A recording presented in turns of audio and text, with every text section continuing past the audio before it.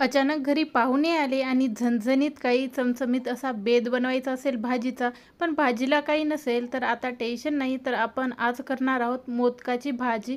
एकदम झणझणीत होते, एवढी छान होते की पाहुणे कौतुक केल्याशिवाय राहणार नाहीत. चला तर मग लगेचच सुरुवात करू त्या एकदम झणझणीत आमटी बनवण्यासाठी. आता आपल्याला काय करायचं आहे, सुरुवातीला खोबर भाजून घ्यायचं आहे. आतमधलं जे सारण आहे ना, ते सुरुवातीला आपण करणार आहोत.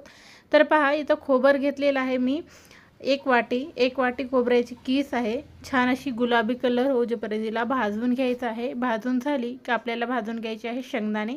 आता शेंगदाणे मी फार जास्त वापरत नाही, एक 3 ते 4 चम्मच आहेत. छान यालासुद्धा खरबूज असे भाजून घ्यायचे.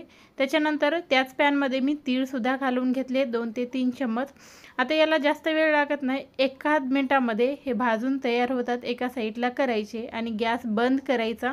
पॅन हलकासा गरम आहे तेव्हा त्याच्यामध्ये खसखस घालून ही भाजून घ्यायची. जर खसखस नसेल तुमच्यामध्ये तरीही चालेल.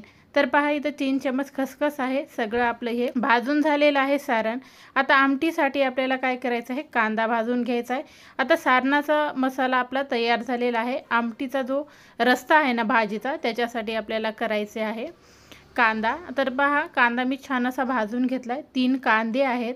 थोडंसं त्याच्यामध्ये तेल घालायचं आणि लालसर होईपर्यंत भाजायचं आहे. भाजून झाला की त्याच्यामध्ये आलं आणि आपल्याला लसण घालायचं आहे. लसणाच्या पाकळ्या थोड्याशा लहानसर आहेत म्हणून मी थोड्या जास्त 10 ते 12 घातलेले आहेत. 1 इंच आलं घालायचं आणि छान असं भाजून घ्यायचं. तर पहा, आतलं जे सारण आहे ना आपलं, त्याच्यामध्ये खोबर आहे ते हातावर छान असं मी चुरगळून घेतलेलं होतं, किसलेलं होतं. त्याच्यामुळे हातावर चुरगळलं की व्यवस्थित जर झालं. तुम्ही काप जर केले असतील ना तर मिक्सरमध्ये थोडेसे फिरवून घ्या. त्याच्यानंतर आपण जे बारीक वाटण जे भाजलेलं होतं ना मसाला, शेंगदाणे वगैरे, ते मी वाटून घेतलं आहे. आता याच्यामध्ये मिसळू होता आणि एक दुसरं आपल्याला वाटण तयार करायचे. त्याच्यामध्ये आपल्याला घ्यायचे आहेत लसण, मिरची आणि जिरं. तर लसणाच्या 7-8 पाकळ्या आहेत, 3 मिरच्या आहेत आणि त्याच्यामध्ये अर्धा चम्मच जिरं घातले. जाडसर असं वाटण त्याचं वाटून घेतलेलं आहे. त्याच्यानंतर आपल्याला मिरची पावडर आणि मीठ याच्यामध्ये घालायचं आहे. चवीपुरतं तुम्ही कमी जास्त हे करू शकता. मी अर्धा चम्मच इतकं घातलेलं आहे. कमी जास्त तुमच्या इच्छेनुसार तुम्ही घाला. आता छान मिसळून घ्यायचं आहे. त्याच्यानंतर आपण याच्यामध्ये पाणी नाही वापरलं, तेल वापरलेलं आहे. पाणी हवं असेल तर पाणी वापरा, पण पाहुण्यासाठी करायला त्याच्यामुळे 1 माप तेल वापरून मी याला छान मिसळून घेतलेलं आहे. आता पहा, जे भाजीचा रस्सा आहे त्याचं वाटण, कांदा, लसण आणि आलं इथं आपलं भाजून झालेलं होतं. त्याच्यामध्ये कोथिंबीर घालायची आणि छान एक प्युरी तयार करून घ्यायची. आता याला बाजूला ठेवूत आणि करून वरचं जे आवरण आहे ना त्याच्यासाठी तयारी. तर पहा, इथं 1.5 चम्मच मी घेतलेलं आहे बेसनचं पीठ. त्याच्यानंतर अगदी 4 ते 5 मोठे चम्मच घेतलेलं आहे गव्हाचं पीठ. त्याच्यानंतर त्याच्यामध्ये आपल्याला घालायची आहे मिरची पावडर, मीठ आणि थोडीशी घालायची हळद. कलर फार सुंदर येतो. आता हे सगळं मिसळून घ्यायचं. तेल वगैरे घातलेलं नाही. हवं असेल तर तुम्हाला थोडंसं तेल याच्यामध्ये घालून घेऊ शकता, पण मी तेल न घालता एक 4 चम्मच याला पाणी लागू शकतं. जास्त पाण्याचा वापर करायचा नाही. थोडंसं पाणी घालून याला छान असं मळून घेऊ. आता पहा, छान असं मळून झालेलं आहे. इकडे आपला मसालाही आतमधला जे सारण आहे ना ते आपलं तयार झालेलं आहे. त्याच्यामध्ये कोथिंबीर घालायची आणि छान असं मिसळून घ्यायचं. तर पहा, हे मिसळून झालं. आता काय करायचं, जे बेसनचं पीठ आपण घट्ट असं मळून ठेवलं होतं ना ते इथं घ्यायचं आहे आणि त्याची एक पारी लाटायची आहे. तर छोटासा मी गोळा घेतला आहे, त्याला तेल लावून घ्यायचं.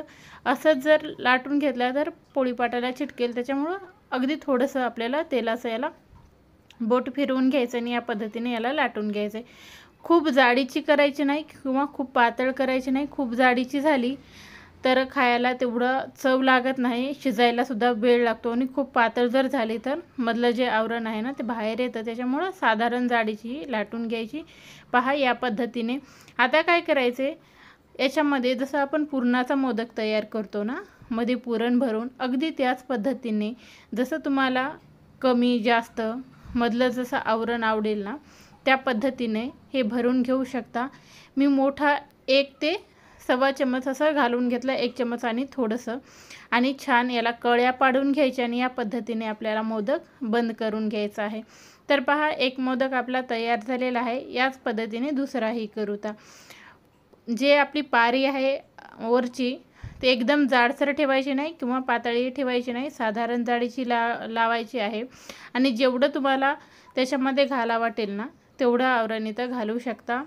एक मोठा चमच, दुसरा अर्धा घातला किंवा पूर्ण जरी घातला किंवा एक आणि दुसरा पाऊण चमच घातला तरीही चालेल। तर पहा या पद्धतीने मी एक तुम्हाला कमी आवरणाचा, कमी भरलेला आणि एक गच्च भरलेला आहे दाखवत आहे। याच्यामध्ये 2 चमच आपण वापरलेलं आहे, जे मधलं सारण आहे ना ते।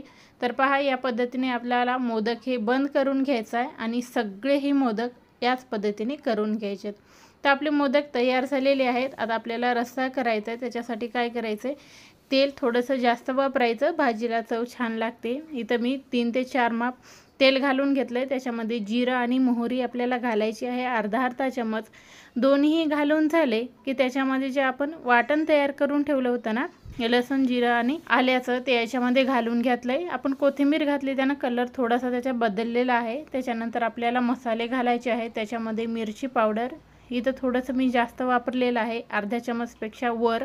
त्याच्यानंतर घरगुती जो मसाला तुमच्याकडे उपलब्ध आहे तो इथं घालून घ्या। मी खडा मसाला आणि त्याच्यानंतर कांदा मसाला हे अर्धा चमच घालून घेतला आहे। पाणी घालून घ्यायचं याच्यामध्ये।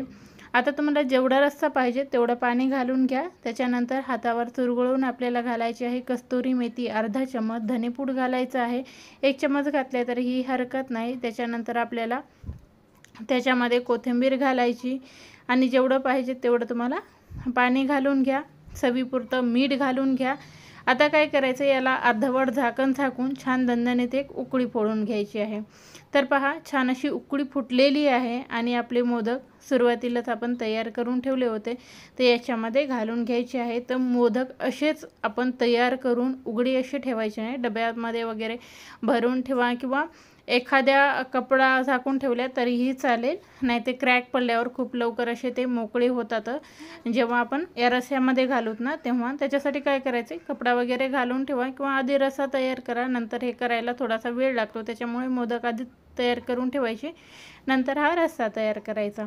आणि छान दणदणीत उकळी फुटली की हे मोदक याच्यामध्ये घालून घ्यायचे आहेत। मोदक घालून एक 10 ते 12 मिनिट आपल्याला लागतात शिजण्यासाठी। अधूनमधून त्याला आपल्याला ढवळत राहायचे, नाही तर मोदक टाकले का त्याला विसरून जायचं नाही, अधूनमधून ढवळायचं। आणि 12 मिनिटाच्या नंतर तुम्ही पाहू शकता एकदम छान आपले मोदक हे शिजल्या गेलेले आहेत।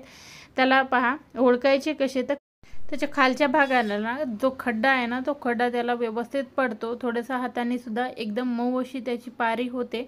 तर पहा आपले हे मोदक शिजल्या गेलेले आहे, जास्त वेळ लागणार, 12 मिनिटांमध्ये शिजून होतात। तर पहा अर्ध्या तासाच्या मध्ये आपली भाजी ही तयार झालेली आहे। तर या पद्धतीची ही मोदकाची भाजी नक्की करून पहा, तुम्हाला नक्की आवडणार आहे। आणि हो, व्हिडिओ जर आवडला असेल तर लाईक, शेअर आणि चॅनलला सबस्क्राईब करायला विसरू नका, नक्की सबस्क्राईब करा। पुन्हा भेटूया।